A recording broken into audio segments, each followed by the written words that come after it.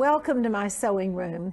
Today's show stars twin needle sewing, one of my favorite techniques. In generations past, women used to create these embellishing stitches by hand. Today, we can put our twin needles in the machines and make a perfect stitch in a short amount of time. Another one of my favorite techniques is puffing, which will be in our quilting segment. I love to call it poofing because I get so excited when those little gathers create the lovely poofy texture in my fabrics. We have some great projects today, so let's start sewing. And once again, welcome to my sewing room.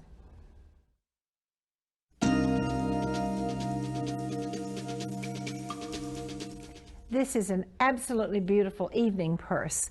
It is made out of silk dupioni with the wonderful bow out of a little print fabric, the little grosgrain handle. Absolutely beautiful. Now, I want you to notice the double needle, the twin needle stitching that outlines the bow, and then we have this wide 9mm stitching in the middle. This little purse, by the way, has batting behind it, so it's a little bit of a quilty feel. It's a nice feel. All right, the stitch pattern is real critical with the double needles, and we are using a 2.0 double needle with a zigzag. All right, the first stitch pattern comes down around the bottom of the bow on both sides, of course. The second stitch pattern with the double needle, little double needle zigzag, comes around the top of the bow.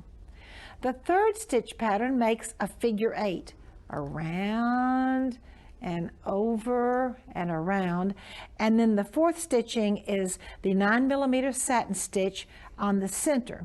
And the needles, once again, I said the 2.0 double needles, and the satin stitch, the 9mm satin stitch, is with a Microtex sharp needle.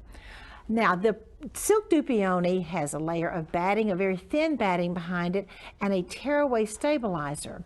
All right, the first stitch pattern comes down with your twin needles and a gold thread and stops. The second stitch pattern comes around the top, over to the other side, and stops. The third stitch pattern is that figure 8 that comes around, makes a beautiful figure 8, and really covers up all of those other edges with the figure 8 pattern. And then with the Microtex needle, we're going to do the 9mm satin stitch. I'm so pleased to have as my guest today Laura Haynie. Laura is a FOF educational consultant. And Laura, thank you so much for being here and making me that beautiful purse. Okay, share with us. Okay, well, let's get started. First of all, you would want to have 2 matching threads for your twin needles, and then that's a 2mm twin needle, and then I'm also using a special foot that is the sewing stars foot. Now then, you want to aim, if you will, toward this little corner right here. We've set the FOF for a 2mm wide stitch at a 0.3 length, which is a very nice tight satin stitch. And as you're sewing, okay, you want to make sure that when you get to the cut edge, that the left needle swings over the edge and that you have it set with the needle down, and then you can pivot slightly, all right? And then as you're going on a straight edge, it's very nice, but you want to make sure that the left swing of the needle does not hit on the actual cut edge, because that would make it fray out. And then you want to go right down to the very end, okay? Stop with your needles up, lift the presser foot, and move the fabric without taking it out from under the needles. You want to not pull any extra thread there. Okay, and you want to set it back down so that as the needles come down, they're going to actually touch where you were sewing before. Just scoot it over that a little bit, double check. And now then, as you're going along and you're going to be doing curves, you need to stop with the needles down on the outside swing, and you need to pivot just that slight little bit every time. And it's important, the tighter the curve is, the more often you stop and pivot, okay? Actually, I like to use the automatic presser foot lift on the but if you don't have that, then you would just lift slightly as you go around those curves. And as you end up here, you want to go under where you're going to cross over with that figure 8. Okay. Okay? Well, Laura, thank you so much. Now show us the rest of the boards over there. Okay, so then you would go and do your second row of stitching around the top, across the center and down, and stop right here. Those will be covered by your next row of stitching. And then you do your figure 8, starting here, going around, crossing over, making your figure 8, and then going back in with your 9mm satin stitch. You would take out one spool of thread and fill that in with a beautiful satin stitch. And that's the Microtex needle there, Yes, right? it is with the Okay. Microtex needle. All right, then we have, both little purses were made the same way, so that you have, it's like an origami purse. All right, so let me explain this. First, you would do your embroidery, and we just let it baste the fabric to the stabilizer in the hoop. Okay, then you would go back in and you would layer it with your backing, right sides to your right side. So this is the lining and this is the purse. And then you would sew around it with a 1mm straight stitch. And because that's so tiny, that would make it so that it doesn't ravel out when you're ready for it. Okay, then you're going to take fray stop of some type and go around all of your edges of the bow and of the purse. Then you're going to trim it down to a scant 1/4 of an inch, make clips right into those corners. Then you'll turn it right side out. Now here I have basted the stitches, but actually that would just be a fold line that you're going to press in. All of these fold lines, this is 1 inch from the edge here, 1 inch here, that is centered at the bottom of the purse, and it goes right up to the edge of the bow. All right. Then you turn it wrong side out, and those edges, you're going to edge stitch them together on both sides. And then you're going to take that edge, and here you're going to fold a T shape, and that T shape you're going to sew from the middle to the edge and the middle to the edge, and then you would turn it right side out and put it on the purse was over there. You can just take it just a minute and get the little purse.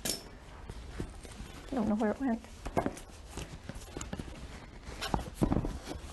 Pretty little purse. When you press it together, then you fold it on those lines, and you have a beautiful Laura, little this purse. is absolutely beautiful. Both of them are. Thank you very much. Thank you so Martha. much. And now Laura has some sewing inspirations for you.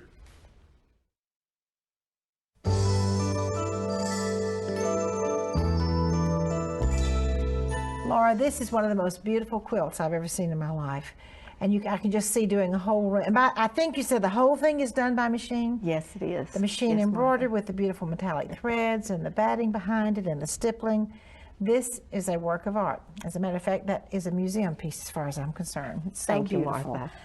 And this wonderful crazy patch little wall hanging or little doll quilt, either one. It could be. Could be Yes. it uses the machine embroidery in the middle and built-in decorative stitches. You know what I really like is the pin that you have brought for me to wear. This beautiful pin. Tell me about that. It's actually made out of ribbon with embroidered lace underneath it and silk flower petals underneath that. Well, see, you just knew I was going to wear a pink sweater today. I bet did, you I did. This is so Yes. pretty. Now, what is this, Laura? This is pashmina, which is the creme de la creme of cashmere with embroidery on it, and then Ms. Fluffy fringe on it. Well, so the it's just fun. pashminos are the thing to wear they? now. I think that's in all of the expensive stores. And that, for those of you that don't know what a pashmino is, it means a shawl of some kind. But it's wonderful fabric. Now, Laura, this is what I could not believe, the belt. Tell us about this. A belt. Oh, well, it is leather, and it is embroidered with metallic threads and arced on the machine, actually, and then great big beads for the centers and my diamonds, diamantes. Your diamantes that are glued on. Yes, they are. This glued is on. just fascinating. Isn't that- Oh, well, my you know, goodness. coming from the Southwest, that's very Southwest. Very Southwest. And this adorable Very heirloom purse where you've added the little touches of the gold to it. Another wonderful purse. When Joy and I go to Broadway Theater League, that's what I can wear with this pink dress. It's just perfect with it. And you know what? I absolutely love this pillow, which will be so perfect in a living room or in a bedroom. And I love the fact that the embroidery has the, you've done some more of the diamantes, is that what you call them? Diamantes. The glue-on diamonds. Australian for glue-on diamonds. The glue-on diamonds. Absolutely incredible, these beautiful things that you brought to share. Thank you so much, Martha. And now Laura has a so quick and so easy project to share with you.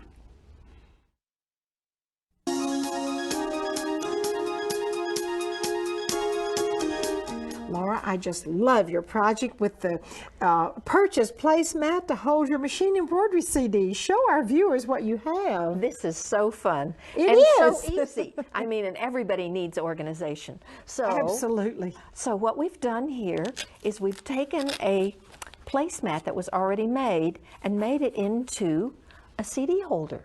Okay? Absolutely wonderful. Yes. And good looking, too. Yes, Very it could be Southwest. a man's or a lady's or a child's, depending on how you decorated it. Okay, so you need to go to the office supply store and get individual CD holders, your sewing store for your Velcro, your ribbon, and 3 inches of fabric. And then this plastic part is for appliques. But we're going to use it for the pages of the CD holder. You get that at a quilting store or something? Yes, you do. Okay, yes, you do. Okay. And then color coordinating it is important. And actually, it only comes in one color for the grid, so you really are kind of locked into that. Okay. So then you're going to take and the part that blue definitely needs to be worked into. Definitely, yes. Okay. Or you can buy the templates with no grid on it, and then you can have any color you want. Okay, so you're going to take your 3 inches of fabric, put a fusible on the back of it, and fold it to the centers and press it in place. And then you're going to take your ribbon and put it through your decorative trim foot and choose your favorite stitch on your machine. And then you just sew that, and it just guides it as you go, which is really cool. And then as you finish, then you're going to turn under the ends and put Velcro on it so that you have the closures, and that can just be done with a straight stitch. Okay, then to attach it to your placemat, you want to mark your lines for whatever distance you want from the ends, as well as you want to have a center line so that you can put the pages centered on it. Okay, I'm going to hand this one back to you. Thank you, Martha. Okay, so now you're going to take and you're going to sew these on, and with the grid it was easier for me because I could do automatic tie on, tie off, a triple zigzag stitch across the top, and you just lay another CD sleeve down as you come to it.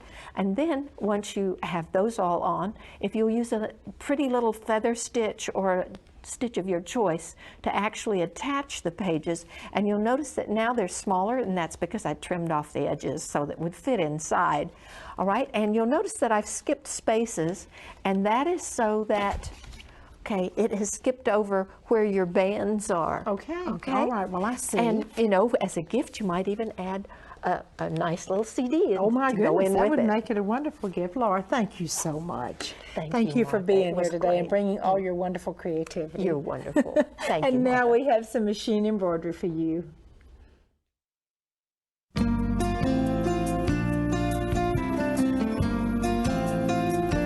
I'm so happy to have today as my guest Lindee Goodall.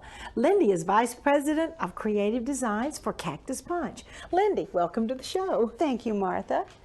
What are you going to do today? Well, today we're going to be talking about how to match your embroideries to your fabric, because a lot of people think that, oh, I have this beautiful embroidery, I have this wonderful fabric, I want to put this embroidery on this fabric. And sometimes you get lucky, and sometimes you don't. And sometimes it's a matter of skill, but sometimes it's a matter of, is this a good match? Can this embroidery work with this fabric without a lot of extra help?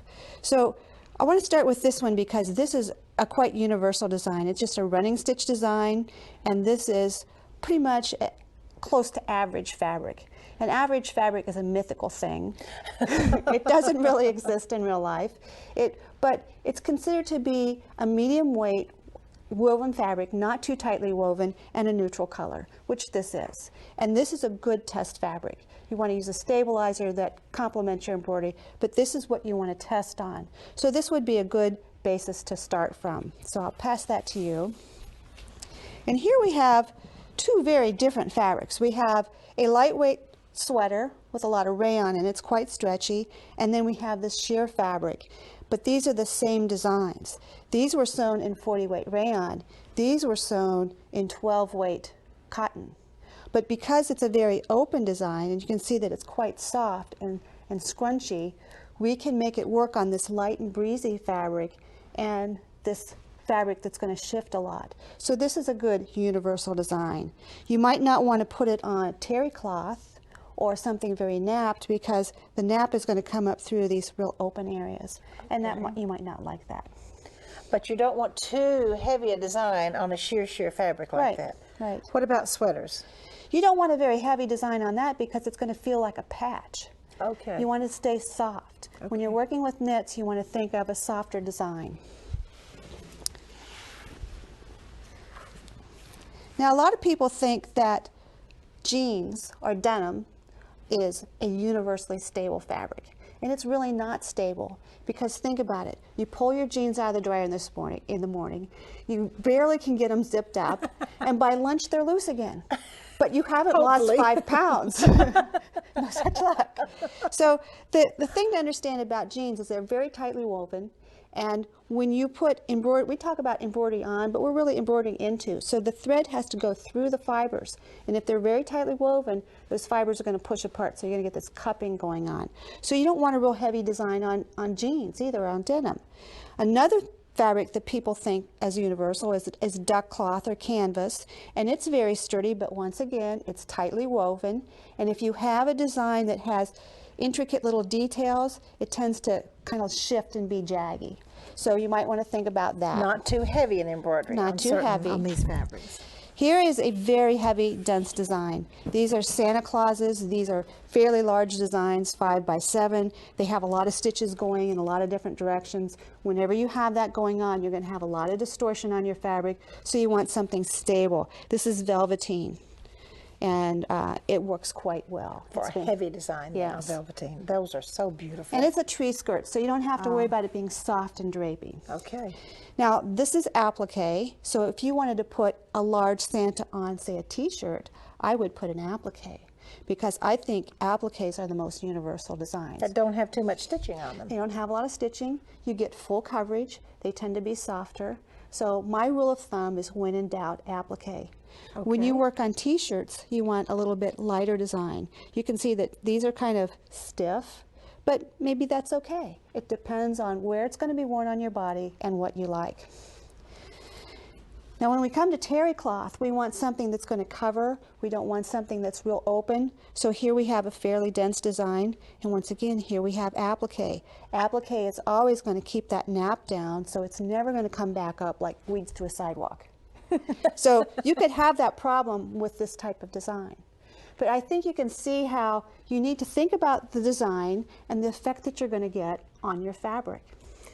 Well, Lindee, thank you so much for this important lesson in machine embroidery. And now I have a wonderful quilting segment for you.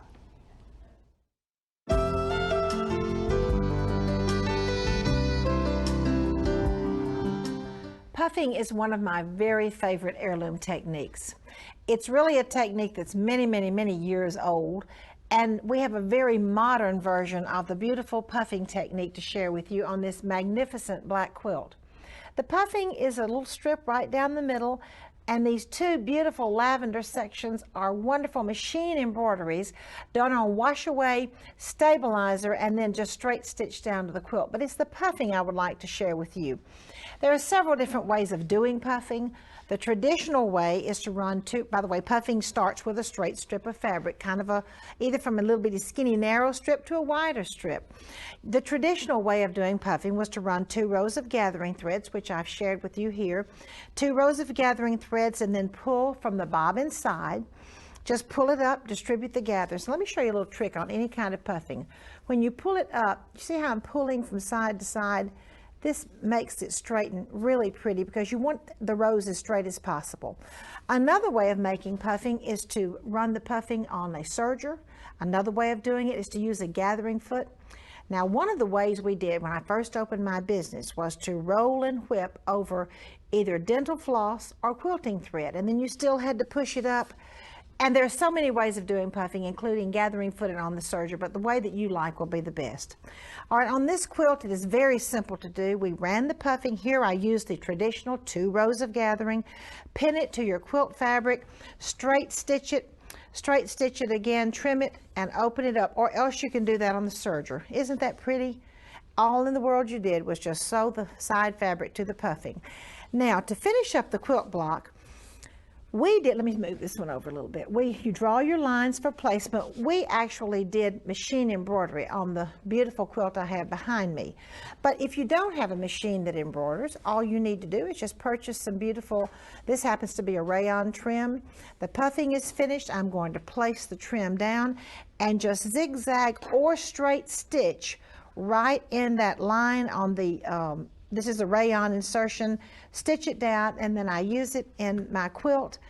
And it really is so much fun to do heirloom sewing on quilt squares, and then when you put it together, you have a beautiful quilt. I now have something really interesting to share with you. I have an absolutely beautiful vintage dress. Actually, it's a christening cape, made in probably about 1900. I think you'll like it.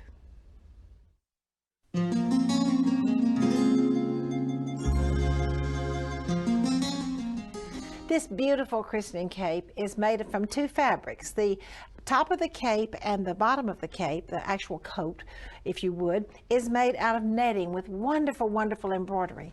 And the lining of the cape is made from a beautiful silk, which I would call a China silk because it's very lightweight. The details on this cape are gorgeous. The neckline is gathered. You probably would call this a ruching. You might call it puffing, but it really isn't even on both sides. It's just a gather with a little bit of lace, a gather with a little bit of lace, and then we have several rows of the netting lace that come down the front. The embroidery is absolutely fabulous, whether it was in 1900 or whether it was today, to put this kind of delicate heirloom embroidery. This really is a cape, not a coat. Let me pull that back. You see there are no sleeves here. Now, a little christening coat would have sleeves plus the capelet on top, but this really is a cape. If you'll come down to the bottom, the embroidery is absolutely exquisite. That comes down to the bottom. It matches the piece on the top. And if I'll just turn this around, I thought you would love to see the back. The back is equally as beautiful as the front, with the embroidery going all the way around and those 3 little ruffles. Now, the reason I think it may have been a christening cape, we have 3 little tiny ruffles, which many times on garments made for religious occasions meant Father, Son, and Holy Spirit. And if we go down to the bottom of the cape, we'll see much more beautiful embroidery, plus the 3 little ruffles that are at the bottom. For my Sewing from the Heart today, I have a wonderful letter from Joanne Holzgraff from Quincy, Illinois. Last summer, 4 or 5 ladies from our church got together for several mornings to make costumes for our church dramas. We made all sizes, from the kids to the adults, probably about 20 long flowing robes and vests. It was so rewarding to see them in the drama that was done for Palm Sunday. Our minister said it was so much easier to dress everyone this year because of the wonderful additions. Joanne, it was so nice hearing about the ladies in your church who got together, and I think that's a wonderful idea. I bet a lot of other of our viewers are involved in church productions and might go ahead and get started now to get some long flowing robes made. Thank you so much for joining me in my sewing room today. I'm so glad you came, and I would especially like to invite you to come next time.